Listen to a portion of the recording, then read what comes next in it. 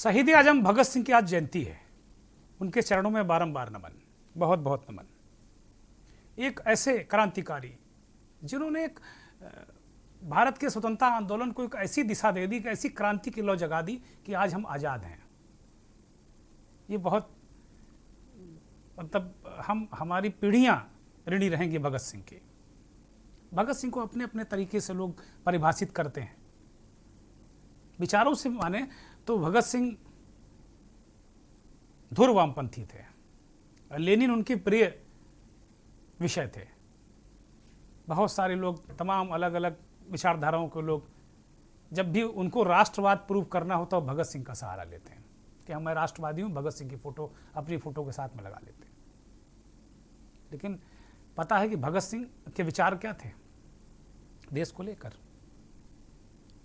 वो कहते थे कि पिस्तौल और बम से क्रांति नहीं मिलने वाली, और यही बात बापू कहते थे।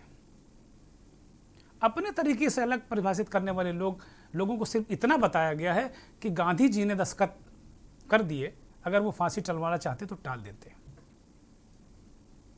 इतना बताया गया, ये कूट कूट कर भर दिया गया लोगों को। भगत सिंह के जीवन के वो पहलू बिल्कुल नहीं बताए गए जो उनकी विचारधारा थी, जिस विचारधारा की वजह से उस वक्त का युवा, भगत सिंह तो जेल जाते ही नहीं, बच ही जाते वो, लेकिन वो अपनी कुर्बानी उन्होंने दी एक लौ जगाने के लिए, युवाओं में क्रांति करने के लिए। उत्तर प्रदेश को यह सौभाग्य प्राप्त है भगत सिंह जी की मेजबानी करने का। उत्तर प्रदेश का कानपुर शहर और कानपुर शहर का तिलक हाल, सबसे पहले इसी तिलक हाल में, कानपुर के इसी तिलक हाल में सबसे पहले भगत सिंह जी शहीद आजम अमर शहीद चंद्रशेखर आजाद से मिले थे। सबसे पहले मुलाकात इन दोनों क्रांतिकारियों की तिलक हाल में हुई थी। और जो आप देखते हैं ना, भगत सिंह की एक आइकॉनिक तस्वीर, हैट लगाए हुए, ये देख रहे हैं आप इधर, हैट लगाए हुए जो उनकी आइकॉनिक तस्वीर है ना, वो इसी उत्तर प्रदेश के देन है, कानपुर के देन है। जब वो यहाँ चंद्रशेखर आजाद जी से मिलने के लिए आए तो अंग्रेजों को पता चल गया, अंग्रेज पुलिस लग गई भगत सिंह को पकड़ने के लिए, गिरफ्तार करने के लिए। ये बात क्रांतिकारी दुर्गा भाभी को पता चली और उन्होंने एक ऐसा प्लान बनाया कि अंग्रेज देखते रह गए, भगत सिंह निकल गए कानपुर से। एक अंग्रेजों की हैट और पूरा जो आप वेशभूषा देखते हैं वो दुर्गा भाभी ने उन्हें ला कर दी और सुरक्षित कानपुर से निकाला। ऐसे क्रांतिकारी थे। आज भगत सिंह की जयंती के दिन कन्हैया कुमार, याद होगा आपको, जेएनयू छात्र संघ का वो नेता अध्यक्ष, जिस पर देशद्रोही नारेबाजी कराने का आरोप लगा, उनकी मौजूदगी में भारत के खिलाफ नारे लगे, ऐसे आरोप लगे, ऐसे मुकदमे लिखे गए। वो वामपंथ को छोड़कर कांग्रेस की मुख्य धारा में शामिल हो गए। आज वो तस्वीरें आप देख रहे होंगे, केसी वेणुगोपाल जो कांग्रेस के संगठन महामंत्री, वो उनको कांग्रेस में शामिल कर रहे हैं। इसी तरीके से गुजरात के दलित नेता जिग्नेश मेवाड़ी उनकी बगल में नजर आ रहे हैं।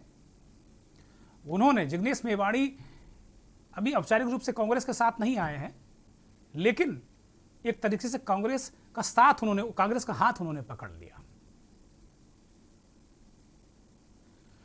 अगर कुल मिलाकर देखें तो बड़े दिनों से यह देखा जा रहा था कि कांग्रेस से युवा नेताओं का पलायन हो रहा, ड्रेन हो रहा था, आ नहीं रहे थे। ये एक बड़ी बात है कि कन्हैया कुमार और जिग्नेश मेवाड़ी जैसे युवा नेता, इस प्रेस कॉन्फ्रेंस में हार्दिक पटेल जो कार्यकारी अध्यक्ष हैं गुजरात के, वो भी मौजूद थे। कांग्रेस ज्वाइन करने पर कन्हैया कुमार ने क्या कहा, वो सुनिए। कि आज हम लोग जहां माल्यार्पण करने के लिए गए थे, शहीद पार्क, वो शहीद पार्क एक ऐतिहासिक पार्क है।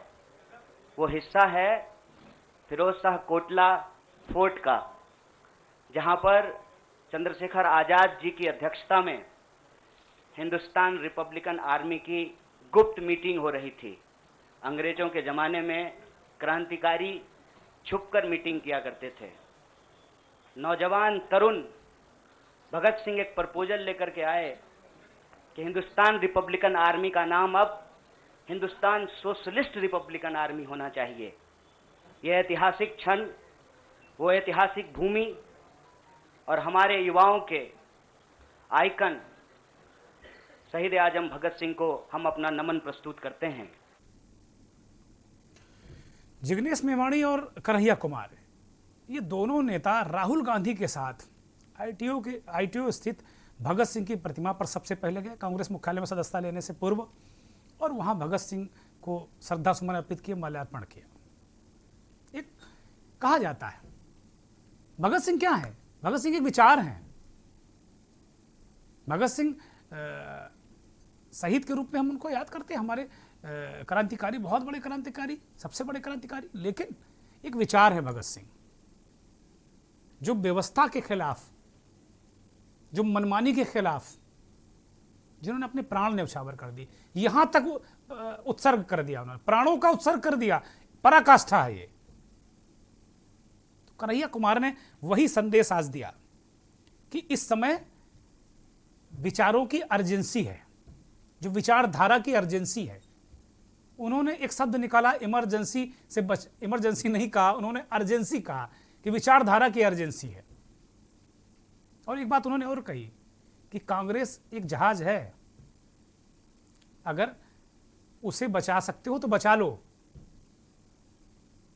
नहीं तो छोटी छोटी कश्तियां डूब भी बचेंगी नहीं। यानी दूसरे दलों को भी संकेत दे दिया कि जो अलग अलग खिचड़ी पका रहे हो, ये पकाओ मत, एक साथ लड़ो। ये बातें पॉलिटिकल संदेश भी दिया गया। जिग्नेश मेवाड़ी ने कहा, बहुत जल्दी सुन लेते हैं। क्रॉस कंट्री हमने देखा है लाखों करोड़ों लोग जुड़ने वाले, दैट्स फॉर श्योर। और अनएम्प्लॉयमेंट और महंगाई के सवाल पे एक बहुत बड़ा जन आंदोलन खड़ा होगा।